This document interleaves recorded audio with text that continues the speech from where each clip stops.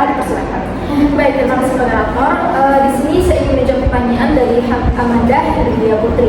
Yang pertanyaannya, dampak dari jangka panjang terhadap gizi dan pendidikan anak-anak akan menurunkan efisiensi sumber daya manusia di masa depan yang pada akhirnya mempengaruhi produktivitas nasional atau justru sebaliknya. Nah, dalam jangka panjang, jika pemangkasan anggaran negara dilakukan dengan mengorbankan sektor vital seperti pendidikan dan kesehatan, dan pembangunan daerah, maka hal ini dapat berisiko dalam menurunkan kualitas gizi serta akses pendidikan anak-anak bangsa dan daya saing sumber daya manusia Indonesia di masa depan dapat bisa terganggu dan yang berdampak negatif terhadap produktivitas nasional. Namun jika anggaran ini dialihkan kepada program makan siang gratis yang dirancang dan dikelola secara efektif, justru dapat meningkatkan status gizi anak-anak sekolah dan mendorong kehadiran siswa serta memperbaiki capaian pendidikan dasar. Dalam konteks ini, program tersebut dapat menjadi investasi jangka panjang yang strategis dalam pembangunan sumber daya manusia. Oleh karena itu, kunci utamanya itu terletak pada transparansi, efektivitas pelaksanaan, serta keseimbangan antara kebutuhan mendesak dan keberlanjutan pembangunan nasional. Sekian jawaban dari saya berikan kepada moderator. Baiklah, terima kasih kepada Zahra. Untuk pertanyaan selanjutnya, yaitu pertanyaan dari Tasya Yuki yang akan dijawab oleh Weli. Kepada Weli, dipersilakan. Baik, terima kasih kepada moderator atas kesempatannya. Kali ini saya akan menjawab pertanyaan dari Tasya Yuki Putri.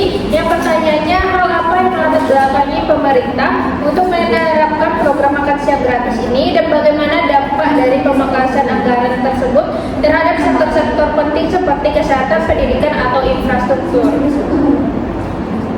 Program makan siang gratis yang diusung oleh Presiden terpilih Prabowo Subianto dilatar belakangi oleh keinginan untuk meningkatkan kesejahteraan masyarakat, khususnya anak-anak sekolah, dengan harapan dengan memperbaiki gizi dan mendukung kualitas pendidikan.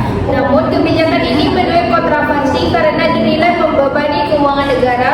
Program ini diperkirakan membutuhkan anggaran yang sangat besar sehingga dikhawatirkan akan memicu pemangkasan pada sektor penting lain sepertinya pendidikan dan kesehatan.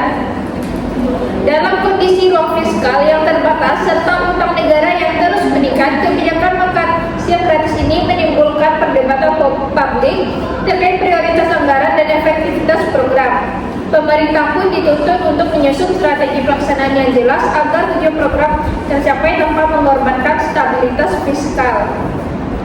Dampak dari pemangkasan anggaran terhadap sektor penting yang pertama adalah dampak dari sektor pendidikan. Pemangkasan anggaran di sektor pendidikan dapat menghambat peningkatan kualitas pendidikan, pengadaan fasilitas belajar, serta kesejahteraan guru dan tenaga pendidik. Yang kedua adalah di sektor kesehatan, berpotensi menurunkan kualitas layanan kesehatan masyarakat, menghambat program imunisasi, serta memperlambat pembangunan dan perawatan fasilitas kesehatan. Di bagian infrastruktur yang dipangkas, pembangunan dan pemeliharaan fasilitas umum seperti jalan, jembatan, dan sarana transportasi bisa menghambat yang pada akhirnya berdampak pada pertumbuhan ekonomi dan kesejahteraan masyarakat yang luas. Selain itu, pemangkasan anggaran juga dapat menimbulkan risiko lain seperti peningkatan defisit APBN, ancaman terhadap program sosial, risiko pemutusan hubungan kerja atau PHK, serta meningkatkan ketergantungan pada impor yang dapat merugikan petani lokal. Sekian jawaban dari saya kembalikan kepada moderator.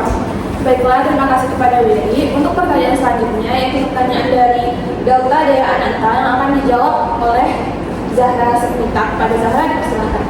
Baik, terima kasih moderator. Untuk selanjutnya saya akan menjawab pertanyaan dari Delta Dea Ananta. Yang pertanyaannya adalah bagaimana pemerintah berencana untuk mengatasi tantangan logistik dalam pelaksanaan program makan siang gratis dengan anggaran yang lebih rendah. Apakah ada rencana untuk meningkatkan efisiensi atau mengurangi biaya operasional? Jadi, pemerintah merancang berbagai strategi untuk mengatasi tantangan logistik dalam pelaksanaan program makan siang gratis, terutama dengan keterbatasan anggaran yang tersedia. Salah satunya upayanya adalah melibatkan pemerintah daerah dalam pelaksanaan program agar distribusi makan lebih efisien dan dapat bekerja sama dengan UMKM atau catering lokal. Selain itu, penggunaan bahan pangan lokal diutamakan untuk menekankan biaya dan memberdayakan petani setempat. Program ini juga direncanakan berjalan secara bertahap, dimulai dari daerah prioritas seperti wilayah 3T, guna memudahkan evaluasi dan menyesuaikan sebelum diterapkan secara nasional. Pemerintah juga akan memanfaatkan sistem digital untuk memantau distribusi dan penggunaan anggaran secara real time, sehingga transparansi dan akuntabilitas lebih terjaga. Di sisi lain, kerjasama dengan sektor swasta akan dijajaki untuk mendukung penyediaan logistik dan bahan makanan dengan harga terjangkau. Menu yang disediakan pun akan disesuaikan agar tetap bergizi namun hemat biaya, dengan memaksimalkan potensi pangan lokal. Langkah-langkah ini diambil agar program dapat berjalan efektif tanpa membebani keuangan negara secara berlebihan. Sekian jawaban yang dapat saya sampaikan. Saya kembali kepada beliau. Baiklah, terima kasih kepada Zahra. Sekian penjelasan dan jawaban dari kelompok kami dari pertanyaan teman-teman. Semoga dapat dipahami dan dimengerti. Dan untuk teman-teman yang ingin menambahkan jawaban, dipersilakan untuk menambahkan jawaban di kolom komentar. Kurang lebihnya saya mohon maaf. Saya akhiri dengan wabillahi taufiq wal hidayah. Wassalamualaikum warahmatullahi wabarakatuh.